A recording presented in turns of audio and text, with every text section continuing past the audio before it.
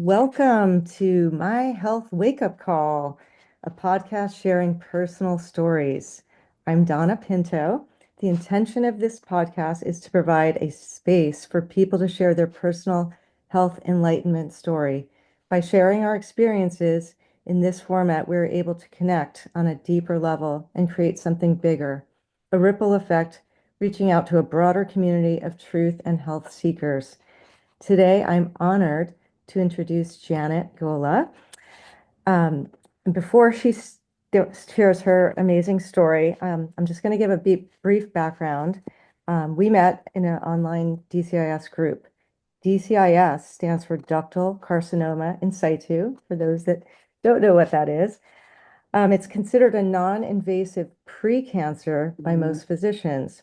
Sometimes it's called stage 0 breast cancer. It's very confusing. And for many years, there's been a controversy about overtreatment. This is something that I delved into the research and started writing about back in 2011. So basically, doctors have to follow what's known as standard of care guidelines, and this includes surgery, radiation, and drugs for a condition that is a more of a risk factor, and they treat it like it's invasive cancer. So there has been a push for about at least 15 years to kind of put the brakes on because about 80% of DCIS never progresses to invasive cancer, yet they treat everyone the same. So now women are today, there's a growing group of thousands of women in online support groups who are questioning these medical recommendations. So I think Janet's one of the early questioners through her long history, which she's going to dive into here. She's one of the veterans, and I just say thank you for always chiming in the support groups where there's women diagnosed every day. There's about 60,000 women a year being given this diagnosis. So every day we get more and more women. It's very hard to keep up, but Janet's been great in trying to help with just even, sending people to my website, DCIS 411. So I want to say thank you. And yeah, let's just jump right in. I'd love for you, Janet, to share your experience of your initial diagnosis, how it was described to you, and how the treatments went, what they were told to you, and just take us back to how it all began. Okay, so I'll start back. I was first diagnosed in 1999, so it's been 26 years. I had been having, I was young, I was only 44 at the time, and I had had routine mammograms because they start you at 40 and they say every 2 years, whatever it was back then. So initially, I had my first mammogram at age 40 and I failed it. I had a fibroid adenoma on the left breast. I went into an ultrasound because the nurse came out with a grin on her face saying she found something. They found something, which was frightening. So I went in and the doctor said, "Oh, I think you've always had it, and we'll leave it at that." And then they did a biopsy because they insisted we take it out. So they took it out. It was fine. It was just benign. So I went on my happy, merry way. And 2 years later, I had another mammogram and it was okay. Then in 1999, I had the mammogram and it showed these microcalcifications. So back then, when I had that, I was under the care of an OBGYN. And at the time I got diagnosed, they weren't sure what it was, but they said, we found something on your mammogram and you have to go and have a biopsy. Oh, I mean, you can imagine how that just floors you because you're thinking, I have to go through this again. So what I did is I had a stereotactic biopsy. So what they did then is they just took a little tissue and they put a little marker in there and it came back inconclusive. So the surgeon, he seemed to be okay at the time, but he was a little aggressive. And he said, well, let's just do another biopsy. And I didn't think much of it. I thought, well, okay, they'll just go in and cut a little bit out and we'll see. So they did the surgery. I was pretty shocked when I got out of surgery and saw what they had done to me because they had cut me in kind of a diagonal way instead of a horizontal way, which is what they should have done. I didn't know that at the time. And anyways, what happened was it came back. And I try to remember, I have all my biopsy reports from back then. So I kept everything. So it seemed to be that it was ductal carcinoma in situ, or how they described it. It was Cribberin formed intermediate grade. They didn't have ER positive back then. They didn't reference that. And they said that this I thought was pretty interesting. They said it was present on 9 out of 20 slides, which doesn't seem to me to be that. It's less than half. So I just kind of kept that in my back of my mind because I've never heard of this before. I had never heard of this except maybe a little bit, but it wasn't anything. So when I heard about it, I thought, wow, this is kind of odd. But what the surgeon said to me was, you don't have cancer. Okay. So isn't that interesting? Yeah. But yet, this is what they say. But then he said, but you're going to have a mastectomy. Oh, yeah. And Wow. I'm like, what? I don't have cancer? And I just was stunned. But then he fell back and he said, but I have to have you go to a radiologist and another oncologist just to, I guess that was the protocol back then. So I went to the radiologist. He seemed very nice. And he said, let's do a re-excision. See, this is the problem with this cells because it's not a sitting tumor. It's kind of spread out there.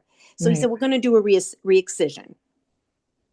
So the re-excision, but getting back to that, I should have gotten back a little bit. I got ahead of myself. When they did the second biopsy, when he had to go in they did a needle localization. I have never been in so much pain and never horrified when I saw that. What they did is they took my breast basically and smashed it down. They took a needle to put through to the actual where the marker was. So tight. They did kind of give me something, but I almost passed out Wow. basically because they stuck that needle. Then they did that was when they found the 10, whatever it was. But the condition that my breast was left in was bruised, black, and the nipple was kind of inverted. It was just horrible. I mean, can you imagine? It's a shock to your Wow. system. Yeah. So, but when they did the second one, I had to wait about a month because I had to go to all these doctors and they were not keen on yet doing. They never mentioned mastectomy. He was the only one. The surgeon was downright going to do this, And I started to wonder, why would he say one thing and the oncologist says another, the radiologist says another, and all the while I really don't have cancer, so Right. they said. But if you mentioned that, you know what they said? Well, we don't like to call it. We don't like to say it's not cancer. Okay. So it's like, well, what is it then? And that was And in 1999? yes, yeah, Okay, back in 1999. we're still Yeah. having these same Yeah. arguments about what are we calling it? So And if it's, well, what is it then? yeah, this is why it's so confusing. And the treatments don't match the description of a kind of a abnormal cells, precancer, so that's what creates a lot of the disconnect. Yeah. And that's probably when you started questioning, I right? started to, because I started to look at it thinking, oh, it's not. And then I would hear stories of people who've had stage 2 breast cancer and they're not told they have to have a mastectomy. What? And I talked Right. to a few people, but no one knew about this. No one really had this. So Yeah. nobody could tell you anything. Yeah. And the interesting thing was that when I received the second diagnosis, he did the re-excision, he was very kind of cold at that point. He just kind of cut. And again, I wasn't cut properly and I was deformed. At the time, I didn't think, I just wanted to find out if I could get through. You're so upset. You don't eat, Yeah. you don't sleep, you don't know Right. what to do. There's no support because nobody knows what's going on. You're just kind of on your own. You're Mhm. like an island, you're in an island and there's no one around to help you. Well, So, anyways, especially back then, we didn't back have then it was, I social did go to workers. another doctor that I did see after that was a little more common. He just said, yeah, you probably should just do a re-excision. But they don't want to say anything about the doctors, what they say or what they don't. They kind of it's kind of a little bit of a club, if you know what I mean. But Oh, I know what you mean. so at that point, when the second surgery was done, this was very interesting because I felt that the surgeon was a little bit, I think he was a little bit too much of he was aggressive and he wore me down. I was starting to wear down because it was too much stress. I had to wait 2 weeks for another biopsy report after the re-excision. And he calls my husband, answered the phone. I was out and he said, she's going to have a mastectomy. That's it, and it's like at 9 o'clock at night. Who calls anybody at 9 o'clock at night? It frightens you. Sure. Oh And my gosh. I That's, was like, this is horrible. see, all these So details make a difference, right? And how it yeah, affects you emotionally. it's only not only is it a physical thing, it's a total emotional. I mean, I was like up and down. I was just horrible. Yeah. And I knew nobody that had this diagnosis. Nobody could help me. They just didn't know what to say. So what happened was I went back in for my post-op, pre-op, whatever it was, after the second surgery. And he stood there in front of everybody in the office. Women were in there and everything. Well, you're going to have a mastectomy, and this could come to cancer in 5 years. And he just went on. He was like bullying me. And then he said, you could talk to 10 doctors and they'll all agree with me. But I hadn't gotten my biopsy report. He just handed it to me. I hadn't really had a chance to really look. He just basically said, he didn't really explain it, just kind of looked at it and he gave me that. So I was in tears at that point because I didn't know what to do. And I remember the couple of nurses in there, they winced when he said that. They kind of like went, like, I don't know if this is really correctly protocol to do that right in front of everybody. Pretty bad. So Horrible. I went out of there completely devastated. So when I get home and I look at my biopsy report, Donna, this was what's kind of, and I'm not by any means an expert on looking at biopsies. However, if you see 0.08 disease, and that's all you see, that's 0.08 centimeter, that's pretty low. I thought to myself, that doesn't sound like a lot on the re-excision. Point. And I'm thinking, even though I'm not an expert, I'm thinking, gee, I'm really baffled at this. And then I had a margin of 1 millimeter. Okay. So I'm kind of like, so I took it upon myself. I got a little upset. I said, I'm going to call the doctor that did the radiologist doctor, and maybe he can take my report and look at it. I called him. I did get him on the phone, which is fun, interesting. And he said, no, I haven't seen it, but I'll tell you what, it was a couple days later, whatever it was. I'll call you and I'm going to get the report and I'll call you back to see what I think. I said, okay, good. So naturally I'm waiting pins and needles because I said to him, do I really have to have a mastectomy? And so he said, no, well, wait a minute. So he calls me back and he says, you don't have to have a mastectomy. He says, you have very little disease. And he said, we'll just do radiation. I said, okay, good. Can you imagine my face I was just downright completely wide. Yeah. This How, doctor do this to me. wow. How much radiation? How many weeks did they want Yeah. you to So do? I'll get to that. So Yeah. at that time, I never thought I had to question it. Probably Right. didn't need it, but at that point, I was so upset from all this happening. I'm thinking, oh wow, this is a better route than what I would Right. have had to go. So you It's go a, down that. it's a good takeaway sales pitch, right? Exactly. Now, when I went to just getting back to it, the oncologist was interesting. He was very nice. Didn't recommend any medication at that point. I don't know if back then they didn't have the tamoxifen so much, or I'm not sure. Back Mhm. in 1999, maybe it was just their experimental. That's a long time ago. So Right. he didn't mention anything about any medications, and I never pursued it. But getting back to the radiologist, so what they did is they did do. So I went in, and I had 6 weeks of it. However, I don't know. I didn't get a really bad reaction, I have to say. I got like a sunburn. I didn't get black. I didn't get like crust or any of that. So I'm not sure if how they did it. I mean, the breast was red, but I don't think that they maybe they didn't concentrate so much on one area. I don't know. It just didn't seem to be that bad for me. I don't know if I was just lucky. Yeah. I went across, they gave me the creams and I did all of that. So, and it really wasn't terrible. I mean, you're in there like I think Right. it took me more time to get there than I actually had the treatment, to be honest. Right. So I was done that. And then it was just follow-ups after that. But I was so upset with this doctor that did this to me. I wrote him a letter explaining how horrified I was at what he said and what he did to me and Wow. how he was just way over the top and just Good for you. I did. I said, I have to do something. He Yeah. wrote back to me Oh, wow. and he said, oh, I'm really sorry you felt that way. But with DCIS, it's very highly rare that we would ever recommend anything other than a mastectomy, which that's baloney. Well, back then that was more standard of care. It's kind of slowly gotten, that's why they realized that the study showed lumpectomy Yeah. plus radiation is Yes. equivalent survival benefit, but then Yeah. so then they were pushing more for that. So, Yeah. But but he was still amazing.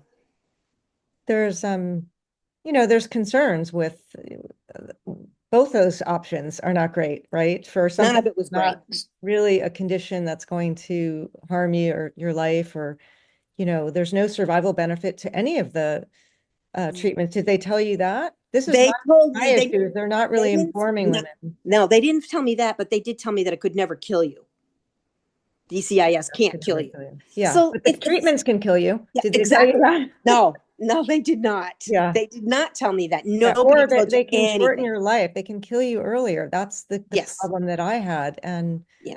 why I started doing some research. Radiation really was frightening to me for something that was a non-invasive, maybe never going to be anything condition. Especially And for a low to intermediate grade. And you know what's interesting, Donna? I was diagnosed with an intermediate grade at first, right. and then I'm going to get to this on my second diagnosis. So the second biopsy, third maybe, but let's say the You've had final one. you've had a How lot come of I was low grade?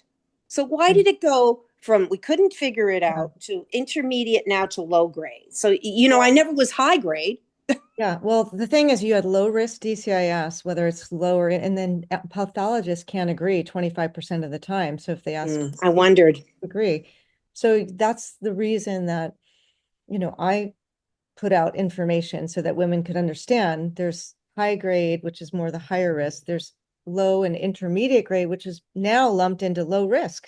So Yes, it is. you really were a low risk I situation. was. You just didn't, you were diagnosed too early before all these conversations started and all Absolutely. biomarker tests and better imaging and all this is advanced. So you took the brunt, which is representative of the majority. There's like over 1 million women who have supposedly been overdiagnosed over the last 30 years. And unfortunately, that was your experience. And And it doesn't end there. no. And Yeah. so you have had just this lengthy ongoing, Yeah. this is the thing where they say it's a cascade. Once you enter the medical system with this, it's sort of, Yes. and you keep looking for it. And it's like, it just doesn't end. And Yeah. that's It's and so, it's silly when you think of it because, I mean, I think to myself logical. yeah, If everybody in the 100 years ago had a mammogram, they would have found DCIS. I'm sure. I mean, you right. can't just think that it's something that just showing up today Well, that gets like history starts today. yeah, No, it's only because we didn't have the yeah. test back then. And they have the studies now, came out in Yeah. 2012, right when I was doing my research, the 30-year studies of Hmm. what they're calling overdiagnosis, because Yeah. the rate of invasive cancer didn't go down Nope. with taking out 60,000 a year of DCIS. So there was something wrong with the theory, which is still Yes. wrong, but they Yeah. continue to do the same treatments. Now it's evolved a little bit towards the COMET study and doing active That monitoring. was good. I liked that. I liked Yeah, that comment but I study. mean, look, it's Yeah. been Look how many 30, years. 30 years from when you began Yeah. practically, Yeah. this is where how slow progress goes. So you went through all this ongoing nightmare. I mean, your story continues with, unfortunately, keep going with Yeah. what happened next. So what happened was, but I did. So for a while, I was okay. I had mammograms. I was always afraid now because now you have PTSD Of for course. sure. Everybody does after that. I mean, but I was okay. The doctor I had and continue to have, he was calming. He wasn't hepped up still. That helped me. So I had them I had him up till, so I started back. I think I had 13 years. And then bingo, 2012 comes around. They find another area. However, now this is interesting because it's very important. People don't think it wasn't in the same spot. I had one here, and then the other one was closer to where the fibroadenoma was. So they were totally different spots. So again, I go through a stereotactic biopsy, and it comes back very interesting. It came back intermediate grade with comedo but no invasive cancer, and no, what did they say? I'm trying to remember now. Wait a minute. I want to make sure I got that right. Yeah. No invasive qualities at all, but it was still intermediate Yeah. grade, and it was the Cribberin form, some Right. papillomere, whatever they So said. you would be considered low risk today and Still, eligible for the COMET study, active monitoring only, which is very different than yeah. talk about extremes, mastectomy or do nothing but, like in my case, diet and lifestyle. I didn't want Yes. to do I don't any blame you. surgery. If I had known, but I'm still so trying to to push to have studied. it's true. And with this thing, so when they did that, this is what they gave me. They gave me the option of having a mastectomy right away because it was again, the standard of care. Mhm. Oh, well, either that or do another lumpectomy so I decided. So now I'm waiting and you go through the whole summer, you get this in June. I'm going to go September. Now I got all summer to think of it. This is another thing that they don't realize, the mentalist stuff that you go through, that you don't have a decision. It's this up in the air thing. So I decided to do, okay, we'll do the lumpectomy. Let's see if I can get a margin. I'll just go with that. Oh my goodness. So they come back. This is another interesting thing. Now it comes back low to intermediate again. So now I went from intermediate to low to intermediate. Right. And it was out of 16 slides, 6 had on it. But the problem was they said the margins weren't wide enough around. So some research shows up to 70% of the time, this is what's Yeah. happening. And what happened to you? Yeah. So imagine all these women with Yeah. low risks, a condition. It's nothing, but now you're going for mastectomy because you can't get the margins. This is what happened to me as well. Yes. Yeah. That's when Margins. I What's said the no more. margins? It's I crazy. I It's like, stopped and you went further and you unfortunately, you had to go through yeah. more and And I more and didn't really, more. yeah. And you know what's interesting, Dawn, is I went to Boston because I'm close to Boston. I saw 2 doctors down there. They were nice. They were young women. They were very nice. One of them, every one of them though, said, "Who did your surgery on the side?" They Oh, questioned that because they knew that wasn't right, the way the guy cut, well, You're not, but interesting yeah, that they would yeah, ask that. And I tell yeah. them, Well, and I said, even surgical, methodology has advanced with yeah, oncoplastic, and I was yeah. Oh, fortunate with that. I had 3 surgeries, oh, and wow. eventually, I did one excisional biopsy. You don't Yeah. even know that's the same as a lumpectomy. Yes. Yes. My, but my surgeon was really good, so you Yeah. can't Yeah. see a scar. Yeah. Oh, wow. So Good for there's you. been some advancements, but Yeah. then a big chunk's taken out. You do have a little bit of Oh, deformity, but yeah. in my case, my breast actually grew back, which is one of the Oh, hopeful things that I tell women is that it may look oh, very deformed initially, but the body is an amazing healing mechanism that, yeah. like, I think with octopus or some animals Yeah. grow back limbs. Oh, yeah. You can think So, that, they don't tell you all this, that well, that they could don't tell you happen. that because nobody's talking about this stuff, Yeah. and they Yeah. interview people out, It's, 10 years down the road or even 2 years down the road. I mean, went to one doctor who looked at me and said, "Oh my God, I wish you came to me first." He was an oncoplastic surgeon that wanted to do both breasts and make them even. oh, yes, I've heard of that. And I just left there going, "Oh my God, like I just came for a consultation. I don't want to, but I know now that. both Yeah, I both breasts, know. I mean, it's unbelievable how quickly they want to do new imaging, get you out scheduled for surgery. So, And you it's stressful. It is. And I mean, when I had to one go of through this again, I was yeah, like, well, I tried very hard to hold on.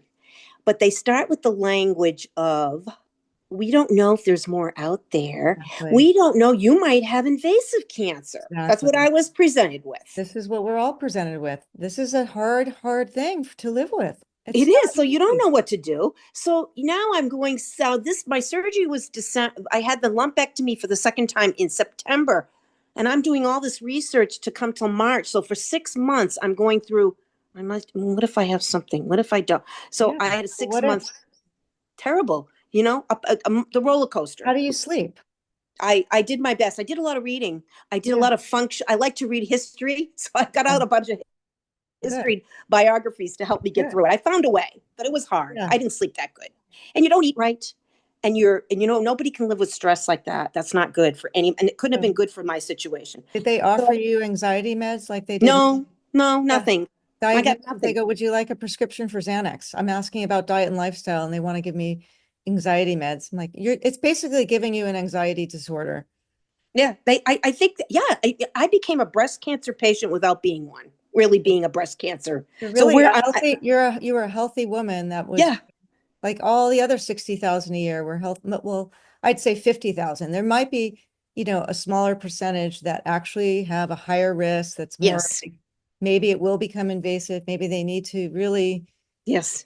do some very aggressive things, but the majority Yeah, are, I believe that. So it just makes sense. It does. they say And five so, out of six now, which is 80% are yeah, being overtreated. I mean, this is yeah. in newer research. So And they don't tell you everything about reconstruction. Now, because I had radiation, I used up a card now, didn't I? they don't And when tell you you use, that either, no, right? they don't. So, because you can't have radiation again, you can only have it once. Yeah. Now, what are you going to do for reconstruction? I had a couple of options that I went to a doctor in Boston. They were going to do this implant or whatever. And my doctor up here, he was very nice. I did like him. He was very thorough. And he said, you know what? I don't think we can do it. I think we're going to have to do a flap surgery. At that time, they didn't have the DF. I don't think they had those major, the ones that are really good now where they do the Yeah. microsurgery. Yeah. That was kind of new. This was an older, so they decided that I was perfect for the LD flap, which is where they take the muscle from their back. And it's horrible. Move you to move it forward. And so my goal was at this point was, okay, we'll do that surgery. I don't want to fix the other side. I don't want to touch my other side because everybody has both of them done. They say, oh, we'll just do a double. No, no, no, no. I was my Let's feeling do a was, double because the celebrities all do that, yeah, right? that's yeah, get No big great, deal. but they Just don't tell you how it is either. double That amputation. yeah, Yeah. it's It's I so was normal. It's so normalized. yeah, exactly. Oh, so Donna, that is such a point. I just drives me crazy when I hear it.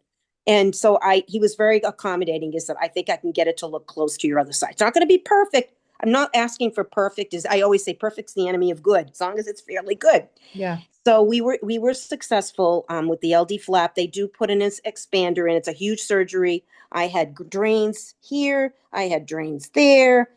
It was horrible. Wow. But this is what the kicker is. So finally, I get the drains out. I'm going back to my doctor that did the mastectomy, getting my final report. I'm thinking, well, maybe there's something on there, and it was justified. I'm thinking, So Right. I went. So when he came in, I said, "So did you find anything else out there?" No, nothing. I Wow. was floored, and I Yeah. said to him, I was so shocked. I didn't know what to say. I didn't say very much Well, because what are you yeah. going to say? Yeah. I Great. thought to myself, Great. I But went then you went through all this and for 6 months. I could have known this, right? I I mean, didn't. sometimes, you do hear in these other groups where, people have mastectomies and they do find invasive cancer. That does happen. These are the worst case scenarios. If that's all you heard, everybody would be getting mastectomies and double Right, mastectomies. So right, that's right. why I started my website and my group because it's like you can't live in that world of like No, everyone that's diagnosed with DCIS cannot have mastectomy. And that's what was happening with the younger women, especially. and they do this because I really don't understand. Why would you recommend mastectomies and double for a DCIS? But yet, my sister-in-law, who had a Yeah. grade a stage 1, she gets a lumpectomy, and it's Yeah. over. So who's better This is off? this is really what is the imbalance in the way this is Yeah, treated. Even in invasive cancer, they only require ink on margin, no ink on margin. But with DCIS, they require 2 millimeters. So you're why more is likely to get a that? mastectomy with DCIS, even low risk DCIS. This is what happened to me. They said my breast was like spoiled soup. Now imagine that. I remember reading Yeah. that when you read So that. like Yeah, I think that, sometimes these terrible ways of communication are yeah. actually what drove me to want to make it better for the women that come And in, it's great to are have newly this. I wish I had diagnosed. known And about. I saw I don't know how I came across it. I must have just come across it somehow. And oh, I said, wow, this lady knows what I'm feeling. See, yeah, but the problem with DCIS too is after all of that, I was pretty upset for a long time about what happened because I felt like, how do I say that? So how do I explain this? yeah, That I didn't have anything on there, nothing. You didn't even find, you said that yeah, we're going to find cancer. You didn't even find residual. You should see yeah. the report says breast cancer, no breast cancer. That's Fine. my Wow. biopsy report. Great. I would like to see that. You should send that to me. I will send that to you Yeah, because and it's so also hard. your letter. It's an oxymoron. I'll copy Yes, and I'll it is send an it to you. oxymoron, and your letter to your doctor and all that. So what I want to know after all these years, I mean, you could probably go on with all the details Yeah. and great details, Yes. but what have you learned? What lessons can you share with someone like newly diagnosed? And I know you chime in a lot in the groups, and I thank you for that. It's so wonderful to have someone with so much insight because we only learn through our experiences, and that's what we're Right. sharing here is just to pass on like if you had any warnings or wisdom or like if you could go back Yeah. in time, I do. I what would do. you I say? think the one thing I would tell everybody is get your biopsy report. Get it right away. Mm-hmm. And maybe perhaps sit down and tell them to explain what all this stuff means and question it. Question it. Well, doesn't you're saying I have a lot, but yet I don't have. It doesn't look like a lot. I think that's the one thing I would say. And Mm-hmm. I'd also tell them to, you kind of have to slow down. You Right. can't let it get you panicked, although mine did because of the situation. But to not panic Mm-hmm. because read up on it now that there's so much information out there. And you know what? Honestly, Donna, I would say anybody with low to intermediate, try to get into that comet study.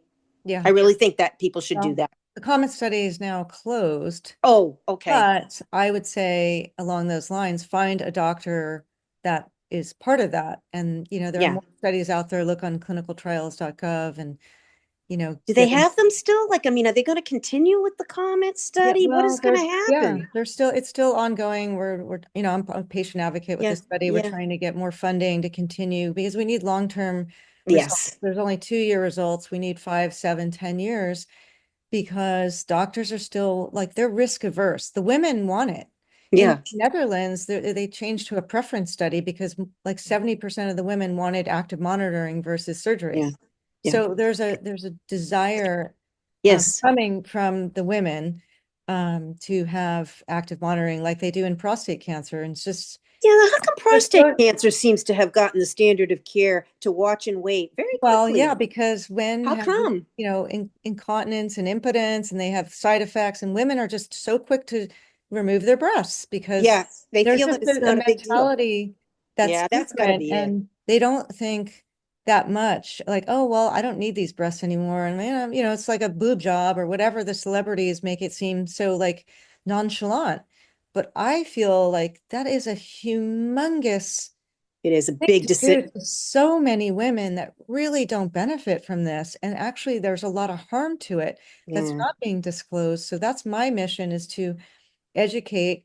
If someone chooses still after they get all the education, read Yeah. everything there, Yeah. like I have very good friends that would probably say if it were me, I would go for a double mastectomy. Like I Yeah. would support people, whatever they Yes. really decide. Yeah.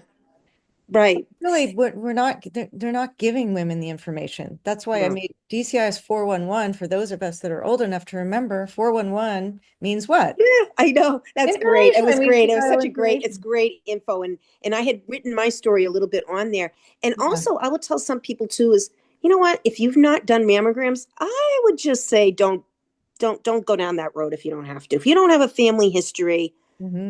I won't do them anymore, Donna. I told them after this fiasco, they Yeah. called me about 3 months later to schedule my mammogram on my right side. I took a deep breath. I said to the nurse, I have chosen not to do them anymore. I will come in for a physical exam, which I do once a year. Right. You can check everything. And if you find something, I'll do it. I'm not doing it the other way around. There was a big silence, didn't say anything, hung up, and I haven't had a problem since. They do not Great. push it. When you are Yeah. strong, they stop um, Oh, buying. It's like the salesperson oh, yes. at the timeshare. If you go Yes. and say Yeah. no to Add one, they those. send you to the next guy, and then they give you the real Yeah. kind of sales spiel. And so this is what happens, and women across the country and the world really are having a difficult time electing not to have mammograms. So I just published an ebook, Yeah. I loved it. I read every a page. I collection. loved it. Thank you. I Because love I your think books. women should have informed choice. That's the whole point. That's the point of this. We're trying to educate, Yeah. put the brakes on, get the information, look at statistics, look at how they're manipulating statistics. I'm not even that good at statistics. So if I No, but figure it some of out, it's pretty obvious. If you look at the graphs, and I think yeah, I read some of the books that I think I read Making People Sick, Overdiagnosed, yeah. Making People Sick. That Dr. was a good Gilbert book. Welch. And Yes. yeah, that it was Yeah. very good. He had a video. Maybe it was on your book because I liked the way your book was, and I went back and kind of went into the different whatever I could get in, like the links. Yeah. And he did explain it really well. You have to see, I'm a visual. So when I looked at that, I said, okay, there's two lines.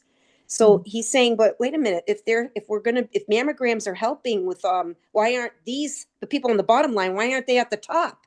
And why is it just going this way, the same as this way? And another thing, Donna, that's very interesting that I found out too, and this is another thing that helped. And it's when I went to support groups after I had some of the, because I had to find out at least 50% did not have their breast cancers. They had different times were not found on the mammogram.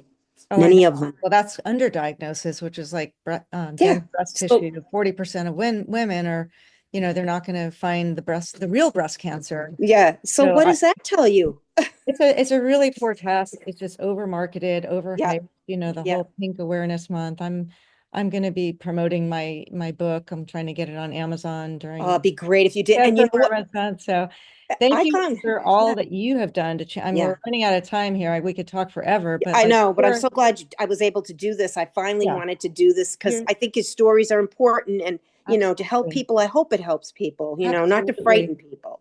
No, and I think just, when you chime in the groups and like really share your knowledge and your insights, because we all know we've been down the road of biopsies, surgeries, and Yeah. whatever, and fear mongering and told things that, are very, very scary. Women are emotional beings. We need to find ways of communicating about this that are better. And that's kind of Yes. my goal. And like, I know that you care so much. I mean, I love that you care so much to still, all these years later, to try and help all these newly diagnosed women. It is I such a know. thing. I What feel we're for them. doing I is really, I feel for them. that's why we're kindred souls, because we're Yes. those of us that are doing this, that see the beauty in helping people that are coming into this now, like, oh my gosh, if I knew then what I know now. Yeah, that's the way. And if you, I don't know, I was so happy to be able to find you. I don't know, it was a miracle, really. And I've been following you ever since. And I said, when I went on Facebook and I found this group, it felt like it fit for me. And I Exactly. asked, I said, gee, does anybody feel this way? And that's what people don't understand. We all do, but we don't have anybody to bounce it off of. Right. So your Yeah. group has been great. And I will look forward to your ebook. I Yeah. would love it to get to be a real book. That would be wonderful, like a I'm working published on book. it. Yes, I'm working on it. I just had a goal. I got it published on my blog on 411, which is the Oh, blog yes, I name. did. And So that's it was where April 11th. I'm like, I I just have to tucked get it done. I tucked it into an area. I have an iPad. I have it so I can go back to it. And Yeah. also, what was very nice, and I know you're busy, you have to get going, but one thing you did one time is you had during the October Pink campaign, you Yeah. had a little every day you had some information. I followed that for the whole Right. 30 days. I Yes. thought that was Did the fantastic. videos last year. Yes, I love Yeah, I get those. fired up at around October time because I'm Ugh. battling all this marketing and there's so much The money. survivors and Yes. And really they're not giving a balanced amount of information. And yeah, so, we have to, and I think just, having things like this, people yes, with just, we're normal human beings that want to help other human beings. yes, There's not really right or wrong if someone makes treatment decisions. There's yeah, no regretting past things. We do the best we can with what we have, but going yeah. forward, we can make better And decisions. I dance and I do. I started a meditation class. I do Yeah. dancing. I try to eat a good balance diet. I'm trying to. I like your Awesome. recipes, so I'm going to go and look at more Great. of them. But Well, yeah. anyways, Thank you so much. I wish we could talk more, and I know that it's been such a blessing, and I just love getting to know you. I And mean, Donna, thank you so much for everything. I'm just appreciative. Just even if I have the other side, it helps to have validation. And yeah, if I can help other people, I'll be there. thank And you. I'll be following you more and more with your Wonderful. book. And I think that there's healing, and when we help others, we heal Yes. ourselves and we help. And it's just it's the Yes. blessing, it's the gift that keeps on giving. This Yeah, is and the yeah, and thank you for listening to my story, and I'm glad I was able to share it oh, with you. thank you for sharing. Yeah. And And I hope you have a wonderful day. thank you, you too.